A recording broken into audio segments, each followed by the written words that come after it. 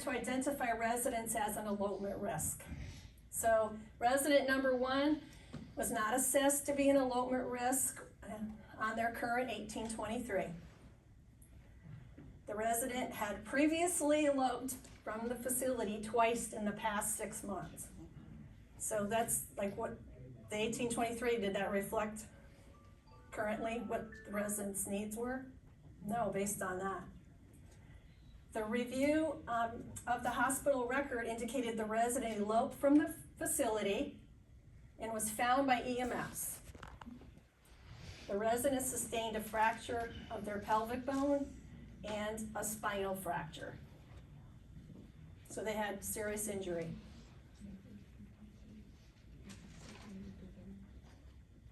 In an interview with the administrator, she stated that the resident was left alone in the living room area.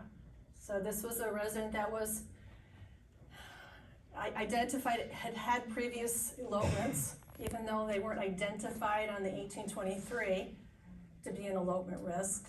So after 30 minutes to an hour, the resident was observed missing. And the administrator told us that she drove around the neighborhood looking for the resident.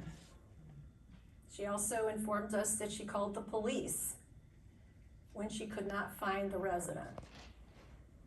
This is during the interview, initial. So during a follow-up interview with the administrator, she stated that she had lied and did not call the police. The police informed the facility that resident number 1 was found a day later and was in the hospital. So the facility had no idea where the resident was, and the administrator had lied to us to say that she had called the police with following their policies and procedures of what to do for an elopement. And here we go. So we reviewed the facility's wandering and elopement policy, and it said that all residents assessed at risk or with a history of elopement shall be identified so staff can be aware of any required additional safety needs.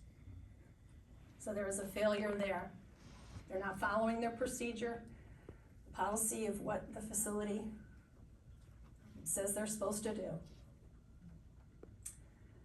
So the facility failed to follow its policy to identify residents at risk. They didn't follow the policy when a resident went missing. The facility didn't notify police and did not notify the family or the healthcare provider. There was no incident report completed by the facility. That's one of the things for adverse incident, right? Adverse incident report's supposed to be filed, and then you do your investigation and you refile. And the resident was not wearing any kind of identification with a name or their name or telephone number. So again, there's multiple layers of deficiency that happened in this case. So, can I ask a question? So how Yes. did you know that if the resident had eloped twice before? Did they have that written down, or was it just? This wasn't one of my cases, but when I did the search of this, there was documentation in the record with the family interview that they had eloped. So they didn't do adverse reports for that either, I'm sure. And the 1823 didn't reflect the actual residents' needs. Because their information was that yes, the resident had eloped. So there was a history, so the 1823 wasn't accurate, didn't reflect what the residents' needs were. This is case study number 3. This is failure to provide required assistance or supervision with activities of daily living for 12 of 12 sampled residents. Yeah. I didn't make this up. So we reviewed the facility policy for care and services indicated for personal care would be provided to residents based on admission and subsequent assessments. So that's how you all know what kind of care to provide your residents, right? Your 1823 or your physician or healthcare provider assessment So this is what the resident requires or needs. And also your observations, what you believe the resident needs.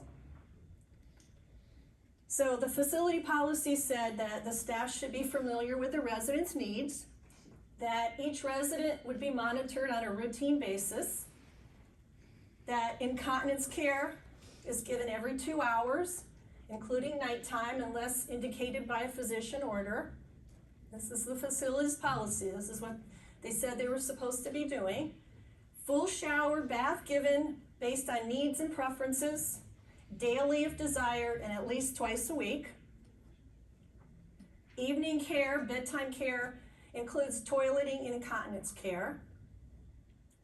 And any refusal of hygiene or grooming care must be reported to the care coordinator and the administrator. So this is what the facility said they were going to provide for these residents.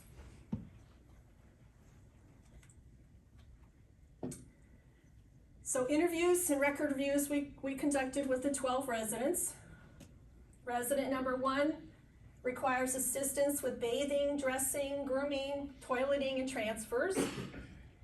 He was observed in the wheelchair, wearing soiled clothing, had a rash on his torso, and he informed us and stated in interview that he hadn't showered in days. So an observation was made the following day, because we don't just look one time, right? Hopefully the surveyors are not just, we make multiple observations to see what's happening. So the second observation, the resident was still observed the following day in the same soiled clothes and had a foul odor.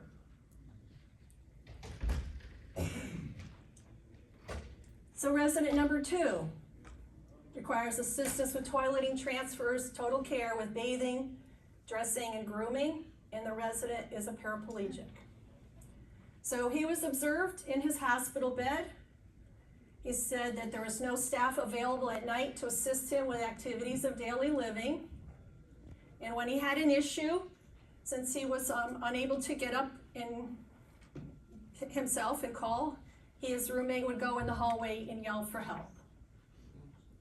So that could have been a concern, right? It's like, why does he have to go in the hallway or get up? Was there a call bell? That kind of thing. Yes. So, and this individual was paraplegic, but they were at an assisted living facility? Mm-hmm. So resident number 3 requires assistance with toileting, bathing, dressing, grooming, and the resident is incontinent of urine. So she said she had been showered in a week, and staff had not asked her if she wanted to shower. She complains that the evening shift does not like providing incontinence care. So again, we're seeing like multiple residents with concerns with ADL care. And I'm bringing this case study up because I think sometimes we don't concentrate as much on this topic, but it's really important, and I wanted to show this was, very disturbing case, because there's so many of the residents that were not getting the care they required.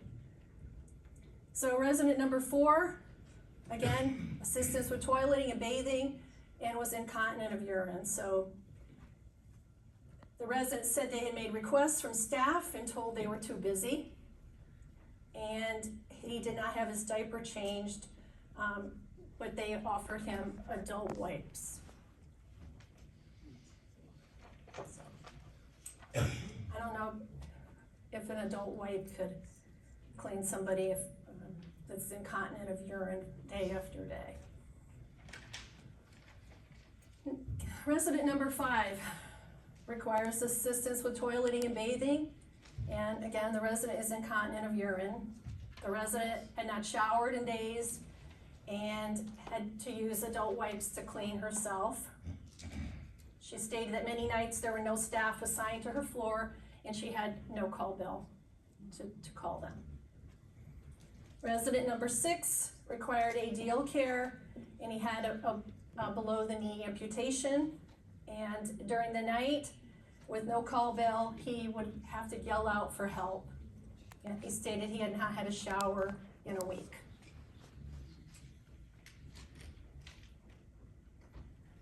Resident number 7 required assistance with toileting. He had a urinary catheter. Frequently the collection bag is full and there's no staff available to assist him at night. He stated there were no call bells and the staff do not make rounds to check on him. So we interviewed a case manager that was responsible for all of the residents, and she stated that the residents had expressed frustration about not receiving the adequate care, and the residents had notified the administrator about the staffing and there had been no response. So do you feel like, again, this is multi-layers, right, of residents that have been assessed to require a certain level of care. They're making, during interviews, they're making their concerns, expressing their concerns. There's documentation that the residents have informed the administrator and their case manager, and yet the care hasn't improved.